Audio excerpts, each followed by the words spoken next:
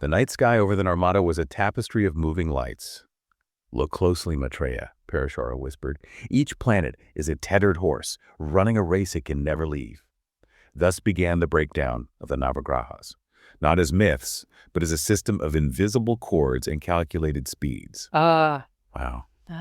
That's quite an image to start with, isn't it? A race it can never leave. It is. Usually you look up at the night sky and you just see, stillness, peace. You think, oh, there's the plow, or you see the moon. It's all very serene. Static, almost. Exactly, static. But to think of them as these tethered beasts, sort of straining against invisible ropes, it completely changes how you see the universe. It's not peaceful at all. It's high-tension engineering. And that's precisely the shift we're aiming for today. You've hit it on the head. We're diving back into the Vishnu Purana, the second Amsha. But I want to be really clear right from the off. Right. We are not doing horoscopes. We're not checking if you should buy a lottery ticket today. None of that. We're looking at mechanics. We are looking at the ancient blueprints for how the solar system was thought to work. So we're leaving the zodiac at the door, and we're picking up the spanners. We're talking horsepower, aerodynamics, physics. Precisely. This is about what we're calling Navagraha Dynamics. It's an ancient stab at explaining orbital mechanics, but instead of calculus, they're using chariot design and invisible physics. Yeah. It's this amazing collision of poetry and engineering. Navagraha Dynamics. I like that.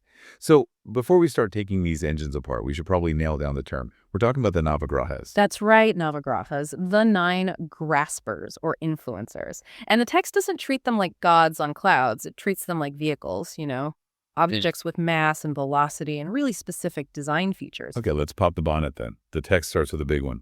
The moon, or Chandra. Am I saying that right? Chundra. Spot on, Chandra.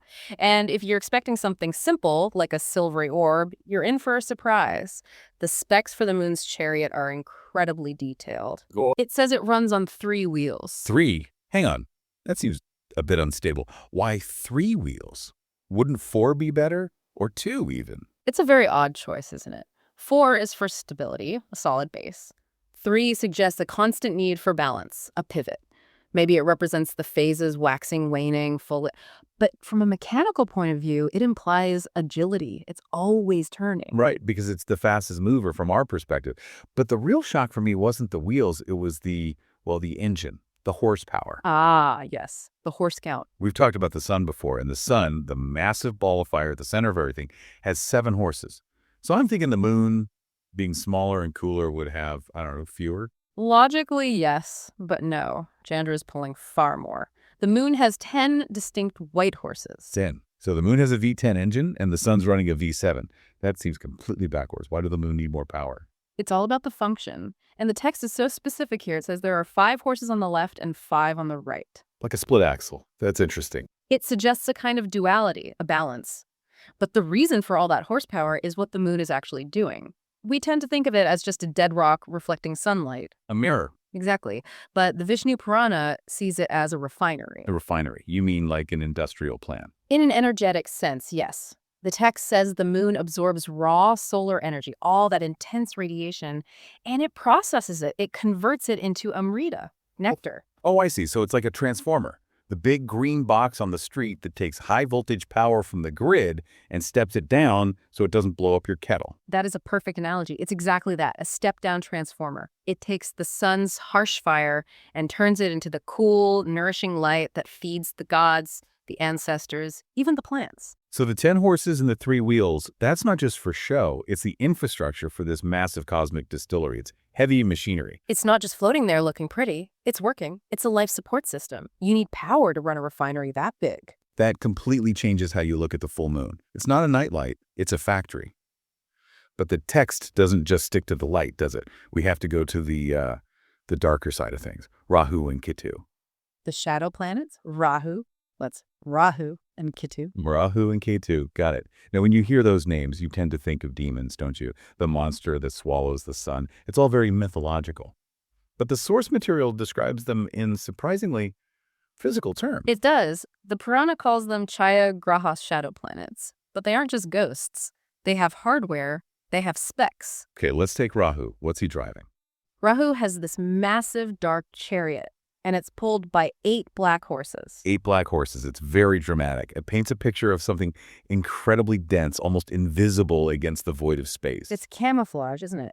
And then you have Ketu, who's even more interesting. His chariot is also pulled by 8 horses, but they're described as wind-colored. Wind-colored. What does that even mean? It suggests something different from black, I think. Black absorbs light.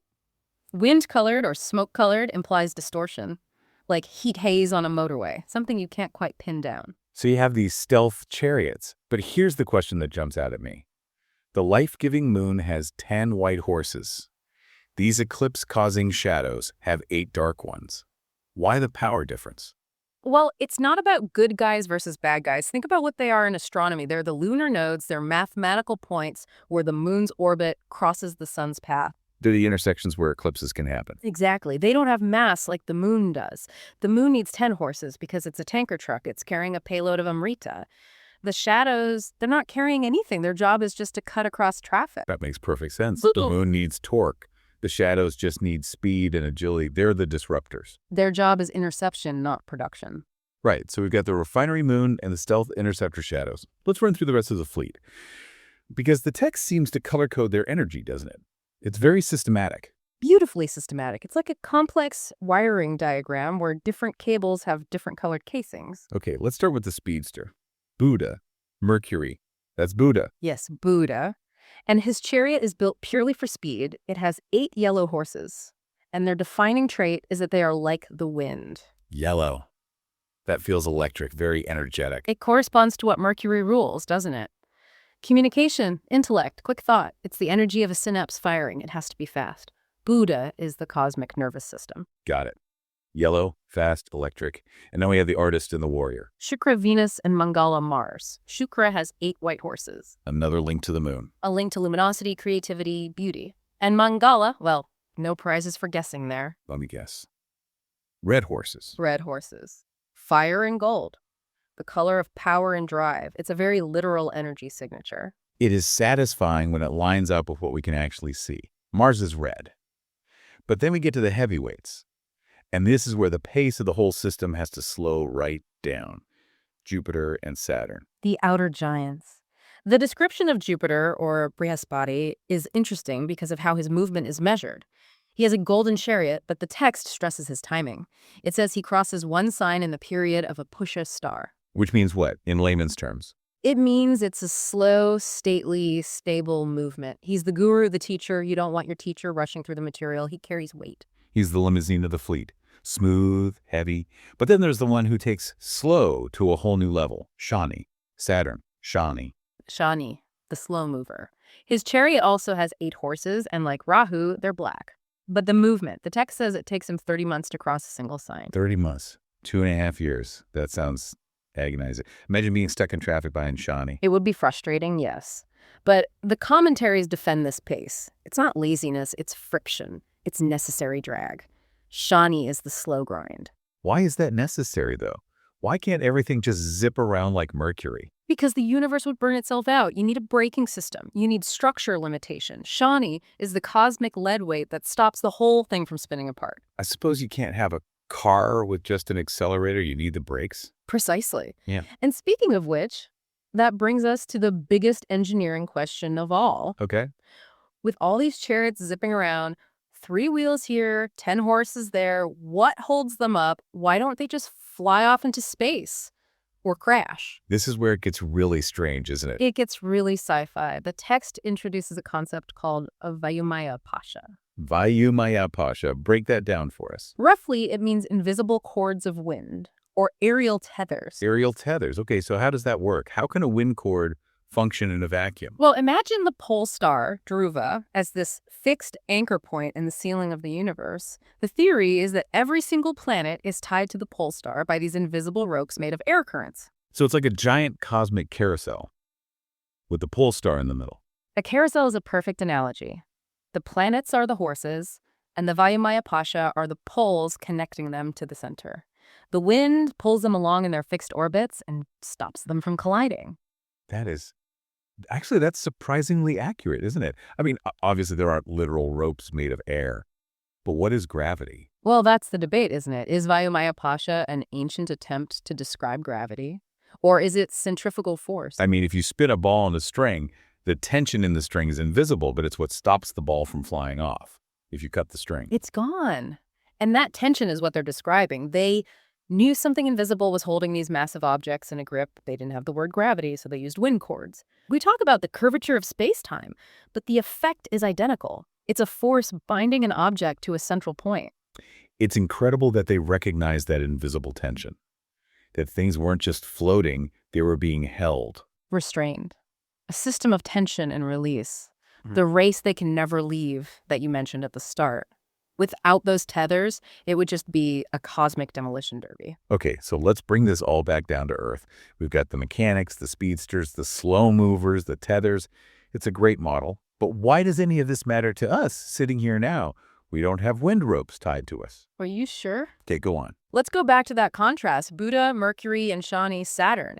The yellow wind horses versus the black slow horses. The speedster versus the grinder. Think about our society right now. What's the default setting? Oh, it's Mercury, 100%.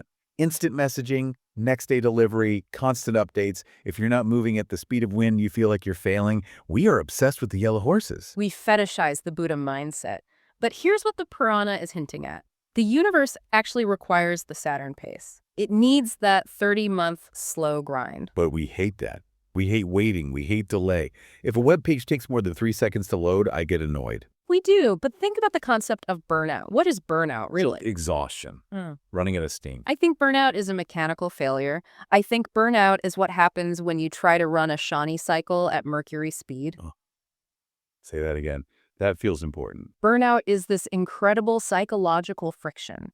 It's when you're in a phase of life that requires slow, deep, disciplined work. A Saturn phase. Maybe you're building a business from scratch, or raising a child, or getting over a loss.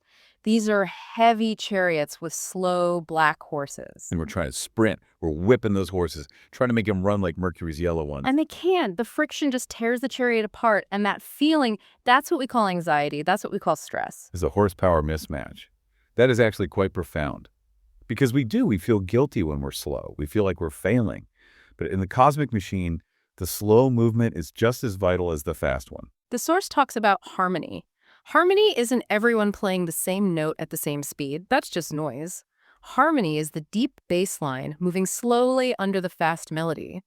If the bass player tried to keep up with the lead guitar, the whole song would just collapse. So if you're listening to this and you feel like you're stuck or things are moving painfully slowly, maybe you're just in a Saturn orbit right now. And that's not just okay, it's necessary. Acknowledge your current orbit. Don't try to mimic someone else's horsepower. If you are towing a heavy load, you simply cannot run like the wind. You have to run like the Earth. Don't mimic someone else's horsepower. That's a good one. It's a lesson from the planets themselves. They don't get jealous of each other. They just stay in their lane, held by their own tethers. That's how the machine works. It's a comforting thought, really. We're not failing because we're slow. We're just in a different gear. So from 10 horse moon chariots to these invisible cords of wind, the Vishnu Purana is really describing a machine, not just myths, but a blueprint. It is. It's engineering. Yeah. But that just raises an even bigger question. Oh, here we go. The cliffhanger. If the ancients saw the sky as this perfectly engineered system with its different speeds, functions, and hierarchies, how did they then apply that kind of engineering to people, to society? What do you mean by that? We've looked at the engineering of the sky, but how did they try to engineer society to mirror that cosmic order? Did they try to create a kind of social gravity? That sounds very controversial. It is. So next time we're going to look at that. Social engineering. The true principles of Varna and Ashrama. Were they rigid divisions, or were they designed as fuel for the social machine? Fuel for the social machine. That is a loaded phrase. I can't wait to get into that. It's a deep one. Well, until then, if you want to keep your own orbit steady and avoid a cosmic crash, make sure you like, follow, and subscribe to The Deep Dive. It helps us keep the chariots running. Indeed. Stay tethered. Catch you on the next one.